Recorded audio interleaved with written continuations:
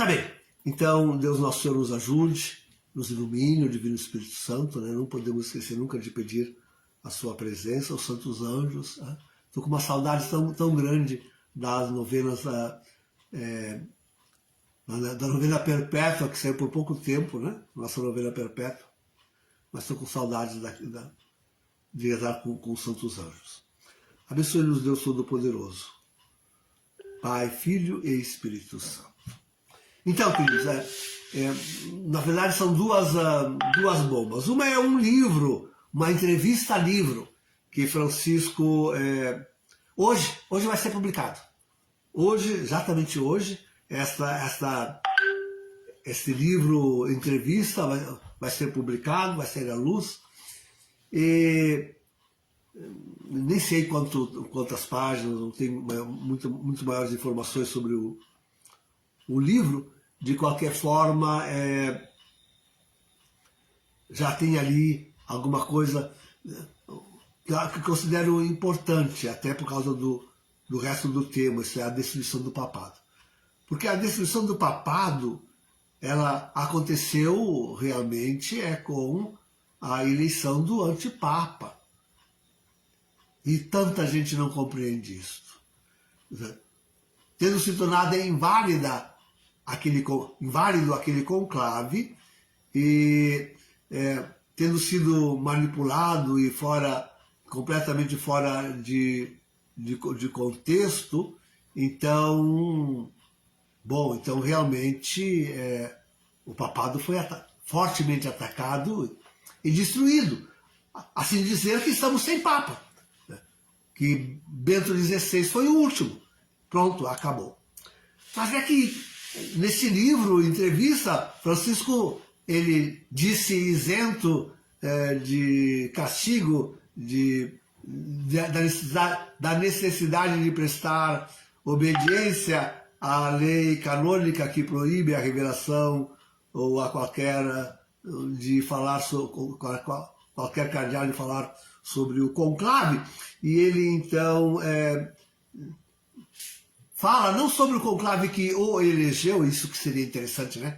Se ele tivesse coragem de abrir o jogo e revelar-nos aqueles segredos, que afinal já foi revelado, não é segredo mais, né? Está publicado em livro também. Lembre-se de Daniels, né? O arcebispo de Bruxelas, o cardeal. Então, ele disse também numa entrevista, 2 vezes, hein? Numa entrevista em TV, falou na máfia de St. Gallen. Aliás, depois ainda ele também disse que ele era um fazedor de papa, quando ele elegeu, né, o antipapa. Então, e depois nesse livro que esses 2 jornalistas escreveram sobre ele, e que ele aprovou, assinou o livro. Lembro que ele fez a assinatura do livro lá em Bruxelas, e então aprovando. Aliás, o livro de entrevista é uma autorizada, né? Uma autobiografia autorizada, então tem ali a chancela dele, e nela os jornalistas falam da máfia de St. Gallen. Pois Francisco, justamente nesse livro que hoje sai, volta ao tema, ele dizendo que já durante a eleição de Bento XVI,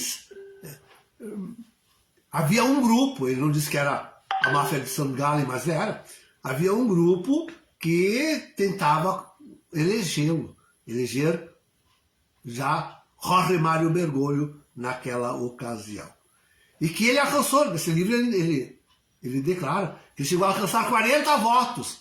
E que 40 votos já era impeditivo para Ratzinger alcançar os 2/3 necessários. Os 2/3 necessários para a eleição. E então, bom, aí ele deixa a gente inferir que ele foi bonzinho e ele mesmo votou em Ratzinger e, enfim, desviou alguns votos seus para Ratzinger. A realidade como foi, escapa-nos, porque não dá para acreditar nesse homem, não dá para acreditar em tudo o que vem deste homem. É só para recordar, vejam, a máfia de St. Gallen, contendo aí uns 10 a 12, um pouco mais ou menos de bispo, menos não, pouco, talvez algum mais cardeal, ela era lá de reuniões lá em Galen, né, em Bruxelas, mas ela muito promovida pelo cardeal Martini de Milão, né, inimigo visceral de João Paulo II, que numa visita a Milão lhe deu o anel papal. Ai, que coisa mais triste. Lhe deu um anel papal, deu a Martini. Oh, coisa horrível, coisa horrível. Essa pobre igreja. Então, esses homens tinham essa máfia de St. Gallen para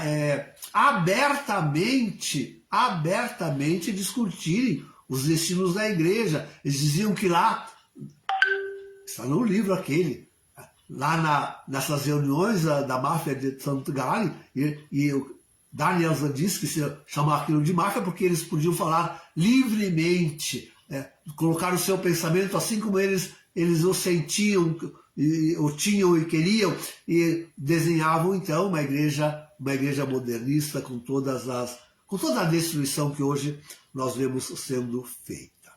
Vou colocar o pensamento como eu o tenho, tá bem? Sobre tudo isso. Depois, Bento XVI recebeu aquela ameaça, que talvez tenha vindo, ameaça de vida, talvez já não tenha, certamente não vem da máfia de St. Gallen, mas deve ter vindo do Deep State norte-americano, com aquela que depois agora vou perder o nome da mulher, tão importante, né? Quase vem, mas enfim, aquela loira que esteve aqui no Brasil uma vez sentada com os satanistas, satanista também ela, enfim, né? Talvez do Deep State norte-americano que tenha vindo aquela ameaça, que um ano antes da renúncia, foi revelada a ameaça por um cardeal lá no Japão, no Extremo Oriente de qualquer forma, e dizia que dentro um ano ou o Papa Bento XVI renunciava ou seria morto, né? Ou seria morto. Isso é para o mundo inteiro, a existência desta ameaça. Então, Bento XVI criou, de fato, uma comissão cardinalícia, um dos quais era um satanista, né? Um desses cardeais, agora não lembro mais o nome de todo mundo, eu falo livremente, sem estar refrescando a memória, enfim, e enviou a Bruxelas para investigar a existência da máfia de St. Gallen. O cardeal, quer dizer, os três, né, fizeram um belo passeio, mas com certeza não encontraram nada, e vieram tranquilizando Bento XVI sobre a inexistência da máfia de St. Gallen. Coisa que não é verdade, ela existia, e um dos cardeais nomeados pelo nosso inocente Bento XVI pertencia a eles, ou pelo menos era um satanista, enfim, né? Porque que coisa terrível. Muito bem, então temos mais este dado. Essa máfia de St. Gallen, de fato, operou, como, aliás, deixa claramente aí no livro que hoje se publica, Bento XVI declara que realmente operaram já na eleição para substituir João Paulo II. Atrapalharam, vejam, essa máfia de St. Gallen já atrapalhava e muito o pontificado de João Paulo II.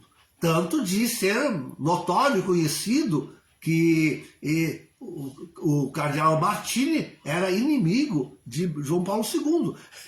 Eu estive sentado em uma mesa. Eu celebrei algumas Páscoas com o cardeal Martini em Milão, e estive sentado à mesa com um padre que fazia já contei isso, né? Que fazia uma tese sobre o cardeal Martini, e ali nós discutíamos, né? Porque eu não podia aceitar, né? E aí discutíamos os dois, e o padre saiu derrotado, ele reconheceu que a sua tese não tinha significação e relevância, e que não se baseava só em realidade pura. Então, bem isso, queridos, bem isso, digo a força da verdade. Mas então já era conhecido como inimigo, já eram conhecidos como inimigos, não é coisa que eu esteja inventando. E atrapalharam positiva e negativamente o pontificado de João Paulo II, tanto com sugestões de ideias que afinal não eram católicas, como o próprio evento de Assis, né? Esse encontro ecumênico, que não é ecumenismo, aquilo já é um diálogo interreligioso, enfim, e o ecumenismo, enfim, tudo isso, como também negativamente, atrapalhando as boas ações que João Paulo II queria tomar. Depois eles se tornaram, claro, na gestão, no pontificado de Bento XVI, se tornaram uma pedra no sapato do Santo Padre. Como nós vimos que foi um pontificado dificílimo. Foi um pontificado. Bento XVI teve um pontificado dificílimo e não pouco causado por essa máfia de Santo Galo. Então, no livro que sai hoje, Francisco, o antipapa, revela que, de fato, eles atuaram, né? E queriam que elegeram.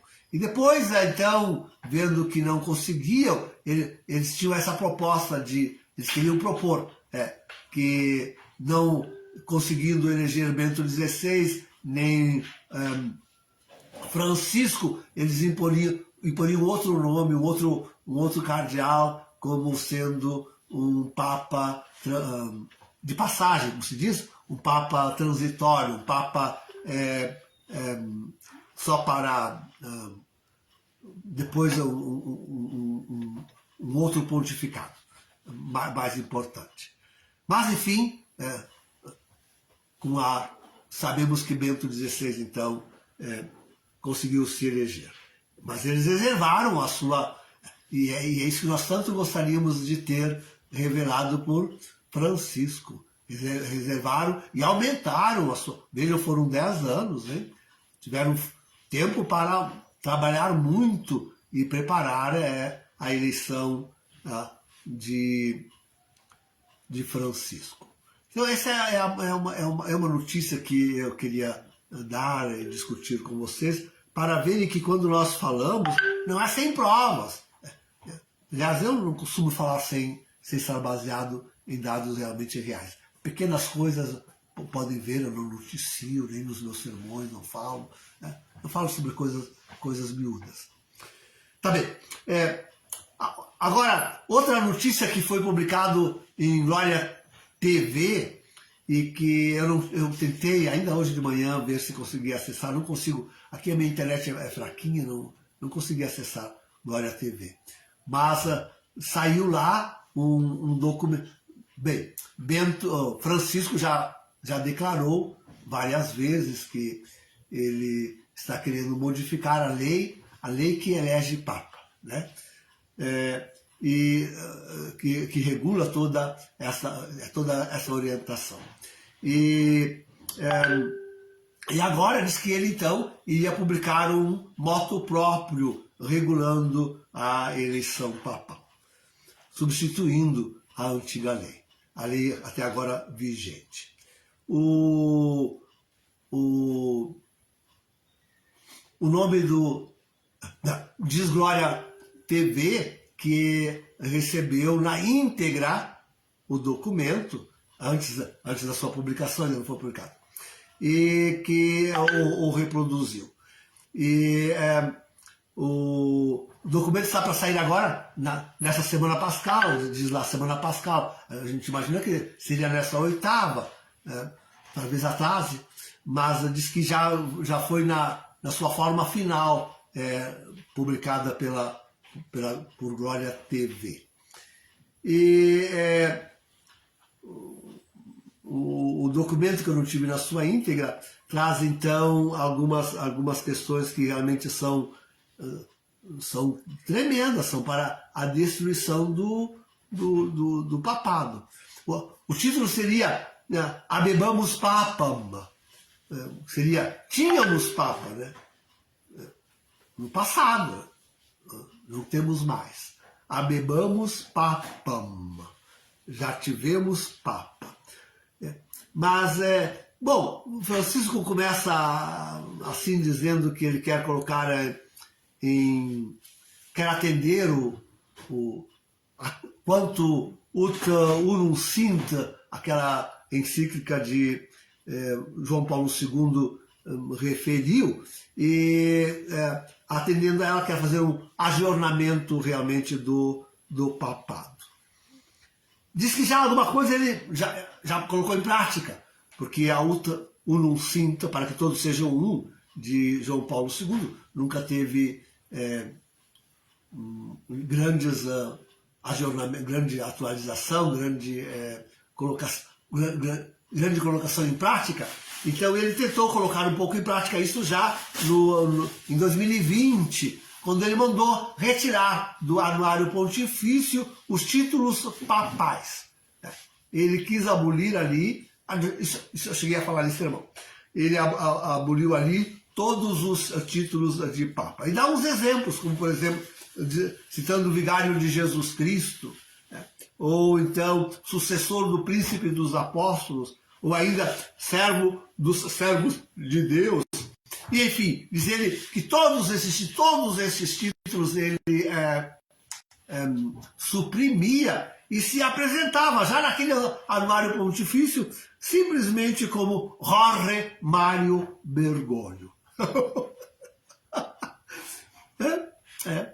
Mas é o que ele é, não passa disto. Jorge Mário Bergoglio. Nunca foi Papa, não se esqueçam, nem por um segundo.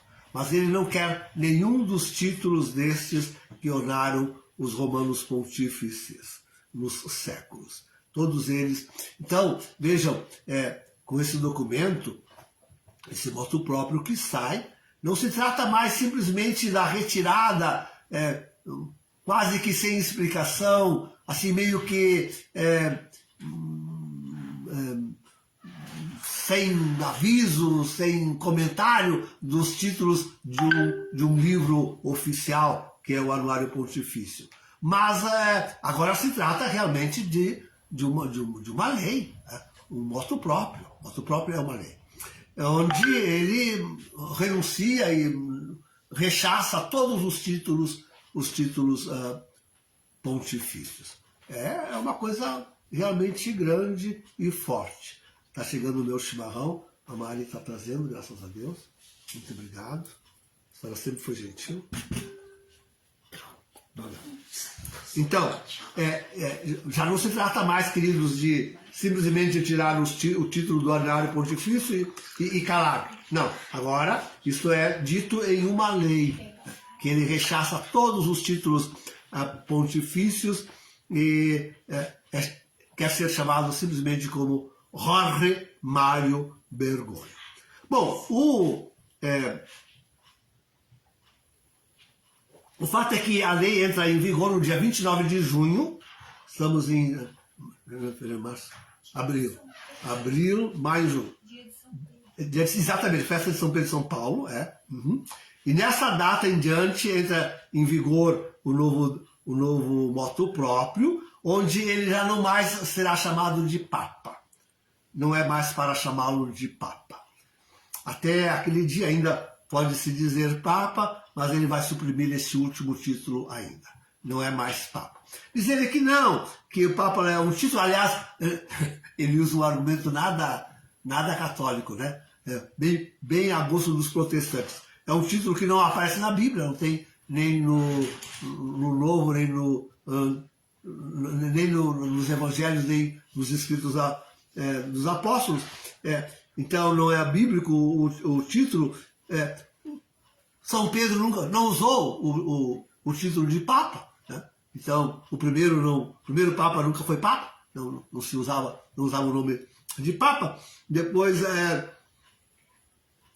esse título ele coloca ele muito acima, muito superior, muito longe daquilo que a Igreja Sinodal quer para a aproximação com todas as igrejas, com todas as religiões, com todo o povo. Então, que o título de Papa tem uma conotação absolutista, mais absolutista do que Bergoglio não existe, né? Sim, um absolutismo tal, uma charge que hoje eu vi, né? Um absolutismo tal que ele borra de falibilidade. Na verdade, o que esse homem faz é isso, ó. Ele borra de falibilidade a igreja e todos os romanos pontífices até ele. Olha o absolutismo desse homem. Ele erradica como falíveis toda a igreja e todos os papas até ele, né? Só é infalível ele e a igreja que ele está criando. Ele pode, né? Porque tudo aquilo que os papas foram, viveram, fizeram, ele rechaça, apaga né? E agora ele diz que a palavra Papa que tem uma conotação absolutista. Quer dizer, é um homem cheio de contradição, é um verme esse homem, é um verme, né? Então, ele quer adotar um título que seja comum aos líderes, e mesmo não só fora da igreja, mas também dentro dela, como, por exemplo, o título de presidente. Ele quer ser chamado, então, de agora em diante, de presidente. Assim como temos o presidente das conferências episcopais, assim como temos os presidentes de tantas nações, assim como nós temos o presidente para eles, né? O presidente da celebração eucarística. Então agora ele quer ser chamado simplesmente de presidente. E mais.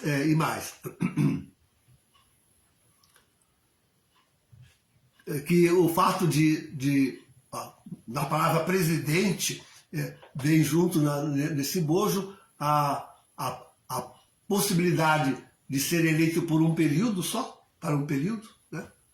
E também a possibilidade de renunciar, como fez Bento XVI, a possibilidade de renunciar. Né? Não se trata mais de uma função ad vitam, né? Mas de algo que pode ser colocado em termos de um período de tempo e também pode ser facilmente rompido, facilmente comutado. Então, ele prefere ser doravante o presidente da Igreja Católica. Vocês podem imaginar esses padres que rezam o Nacum, né? Pelo nosso Santo Padre, santo não vamos dizer mais, né? Pelo nosso presidente tal, né? Pronto. Pelo nosso presidente tal. Já vou dizer o tal, porque não estou dizendo o nome, porque não estou dizendo o tal. Já revelo por quê. Então,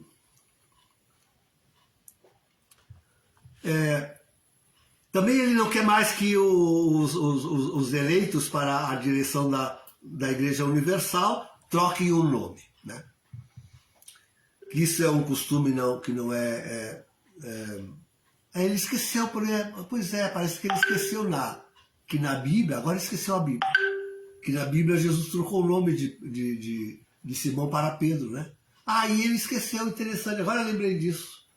É mesmo, ele esqueceu esse detalhe, que isso é bíblico. Aí já não é mais bíblico. Aí já é bem que nem os protestantes, né? Só usa a Bíblia na hora que quer dizer uma bobagem boca fora. Aí usa a Bíblia, senão não usa mais. Porque Nosso Senhor mudou o nome de Pedro, hein? Era Simão, botou-lhe o nome de Pedro.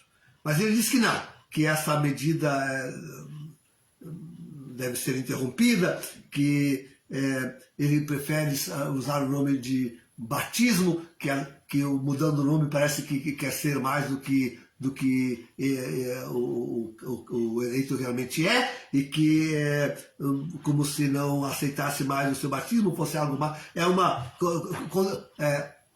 É algo que a mudança de nome contribui, diz ele, para a clericalização e a hierarquização, que é pouco saudável na igreja. Olha, quer dizer que o clero não é saudável na igreja? Jesus devia ter criado uma igreja sem clero. Isso foi pouco saudável porque Jesus criou o clero na igreja. Não devia ter criado. E é pouco saudável. Não, para não chorar, né? Tem que ir, né? Tem que ir. Quer dizer, o homem é tão anticlerical que chega a dizer uma coisa dessa. Ele odeia os padres, né? Ele odeia o sacerdócio. Odeia mesmo, odeia. Como odeia o papado, odeia o sacerdócio. Então, contribui para a clericalização e também para a hierarquização. Quer dizer que a igreja, Jesus criou uma igreja não hierarquizada. Né? Que coisa, né? Que coisa esse homem, hein? Que coisa. Olha o que ele diz, né? Olha o que pensa esse homem. Ele é terrível, é terrível. Não tem como engoli-lo, não dá para engoli-lo. E mais, diz ele, então não prefere usar ele acha que deve-se usar o apelido. Presidente Jorge Mário, pronto. Né? Ou então, presidente Bergoglio, pronto. Né? Presidente Jorge Mário ou presidente Bergoglio, presidente da Igreja Católica Universal. Pronto. Né? Que ele tanto odeia. Né? Então, essa é a designação oficial dos papas doravante. Depois, do dia 29 de junho em diante, ele quer ser chamado simplesmente assim. Presidente Jorge Mário. Jorge Mário. Ou então presidente Bergoglio. Pronto. Bom, eu nunca chamo ele de papa mesmo, nem devo chamá-lo. Né? E muito menos agora. Né? Antipapa sim. Isso ele é. Continuará sendo, apesar de todas as mudanças para trás. Todas as mudanças que ele opera. Então, de agora em diante é para usar simplesmente isso, a palavra presidente, o título presidente e o apelido, isto é, o prenome nós chamamos, né? O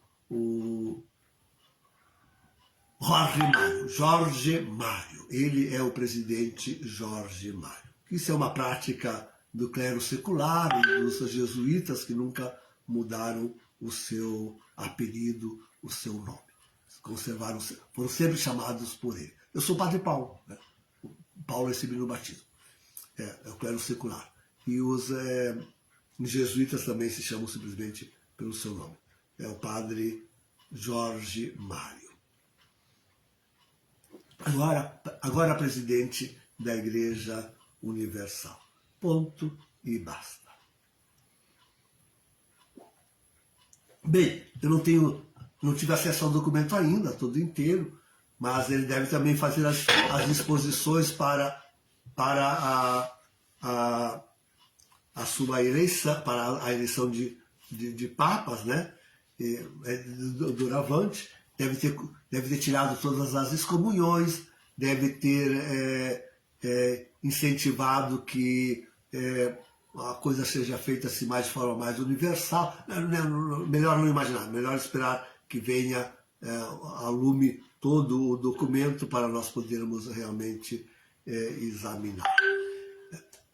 Ele encerra o documento pedindo à igreja, a todos os crentes, para deixarem para trás a nostalgia e o saudosismo do passado, e explicando que ele está seguindo a lógica do Vaticano II, que fala na Ecclesia sempre reformanda, isso é, na necessidade da igreja estar sempre se adornando, se reformando, e assim vai ele.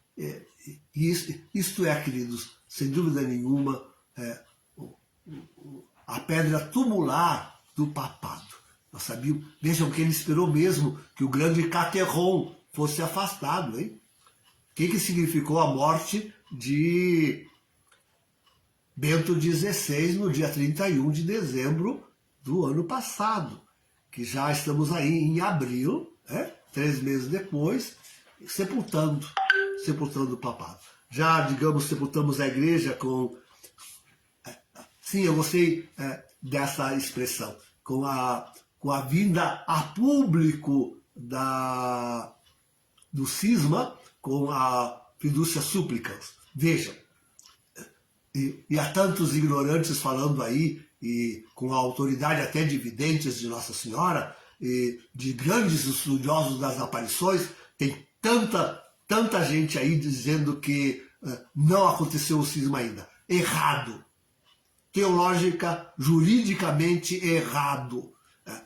Se vocês veem Nossa Senhora, e Nossa Senhora costuma mandar obedecer à Santa Igreja, não se esqueçam isso, meus senhores. Se vocês estudam aparições e as aparições não são dogmas de fé, escutem isso, meus senhores. Então, vejam, eu sou um doutor da Igreja, tenho também o meu título, se querem saber. E vos afirmo que o cisma foi feito com a heresia formal publicada em Amoris Laetitia, ponto. Mas eu gostei da expressão quando alguns dizem que agora ela se torna pública. Ali, digamos, é mais para os doutores, mais para aqueles que realmente são formados dentro da igreja, mas de forma pública, fácil de se compreender, aprender, vem neste documento saído da mão do Tucho, da Congregação para a Doutrina da Fé, e assinado também por Francisco, em vésperas do Santo Natal, a Fidúcia Súplicas. Então ali está ao menos uma das heresias formais que contidas naquele outro documento, como acabei de referir, como é que é?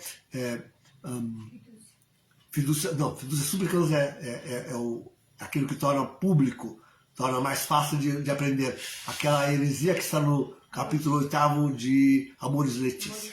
Amoris Laetitia. Isso. Então, gostei dessa expressão de tornar realmente pública a heresia. E aqui nós estamos na destruição da igreja. Aqui nós estamos na destruição do papado. Deixe-me ver se tem alguma questão aqui que interessa responder. A Maricélia disse que lá na casa dela chamou eles de Chiquinho. Mas Chiquinho é muito meio carinhoso, né? Melhor já ao referir-se a ele xingá-lo, né? O lava-pés feminino, mas são coisas que eu não falo, né, queridos? Eu falo tão pouco sobre essas pequenas coisas. Mas não é tão pequena coisa. Aliás, hoje eu ainda li de um cardeal, agora não sei dizer o nome, já não mais só requerendo o diaconato para as mulheres, mas eu vi hoje um cardeal falando o cardeal de Milão. Não, desculpe. De Berlim, o cardeal de Berlim, alemão, o cardeal de Berlim, o arcebispo, não sei se é cardeal, deve ser também, arcebispo de Berlim, dizendo que o sacerdócio feminino é muito importante, é a falta do sacerdócio feminino que está impedindo a evangelização que a igreja devia fazer no mundo.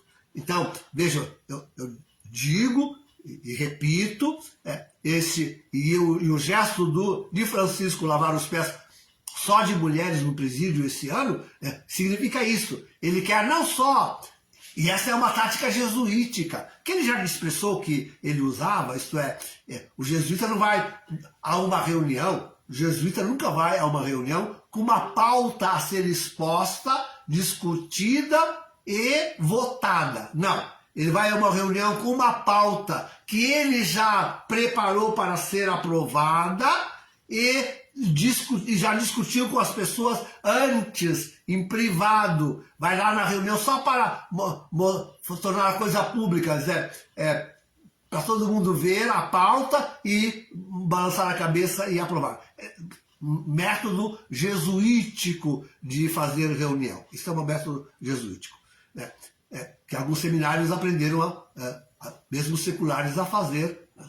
Quando tem uma reunião, pelo menos os cabeças, os principais líderes da comunidade, vai lá o chefe daquela reunião, expõe as ideias, e, muito discretamente, vai colhendo, vai distorcendo a pessoa para que depois chegue na reunião aquilo seja facilmente aprovado. Esse é o método jesuíta. O Francisco faz a mesma coisa. Ele vai e suscita com que cardeais, bispos aqui e lá, nas periferias, como ele gosta de dizer, né, falem daquela ideia, aprovem aquela ideia, comentem aquela ideia e aprovem aquela ideia, suscitem aquela ideia, para depois ele dizer, viu? O povo está querendo, o povo está dizendo, o povo é que quer. Né? Não, na verdade não é assim. É ele que quer, ele que impõe, ele que faz com que aquela ideia dele, com seus cúmplices, apareçam e então depois seja mais facilmente aprovado. A lavação de pés desse ano é um passo para isso. Ele quer, na verdade, que as mulheres tenham não só o diaconato, mas tenham o sacerdócio inteiro, tanto presbiteral como episcopal, e até sejam papáveis. As mulheres. É isso, queridos, é isso.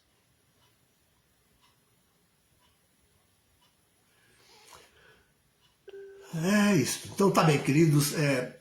Sim, é o último apagar das luzes. Estamos no apagar das luzes da Igreja Católica. Tudo preparadinho para o anticristo. Está tudo... Vai sair mais coisa. Vai sair mais coisa, né? Mais coisas em relação ao sacerdócio, como acabamos de refletir, mais coisas em relação à missa, como acabamos de refletir, vai sair mais coisa pesada ainda. Agora começaram a sair. Vão sair coisas muito pesadas ainda, provavelmente este ano. Bom, sim, temos em novembro o fim do famigerado sínodo da sinodalidade, e até lá Francisco já terá querido ter levado a efeito e encaminhado, ao menos encaminhado fortemente, grandes transformações. Algo que realmente, talvez alguns, essa é a nossa esperança, talvez alguns padres, alguns bispos, quem sabe algum cardeal, desses nossos Schneider, Sarah, Müller e não sei o que mais, que estão aí, talvez acordem finalmente para entender que esses homens destroem a igreja. Jorge Mário Bergoglio, antipapa, é o falso profeta de Apocalipse 13:11, o principal destruidor da igreja e que vai colocá-la aos pés do anticristo, com todas as outras religiões que ele assambarca e com os chefes das nações, também, com todos eles. Tá bem, queridos? Então, nos encomendamos a Deus, pedimos a Nossa Senhora que nos ampare, nos mantenha firmes na fé, fortes na catolicidade e não nos deixe de forma alguma titubear. Sejamos firmes.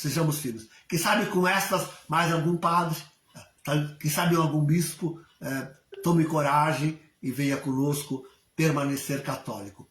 Nós continuamos católicos. Eles estão se excomungando. Um a um. Todos se excomungam. E sobre todos a bênção de Deus Todo-Poderoso, Pai, Filho e Espírito Santo.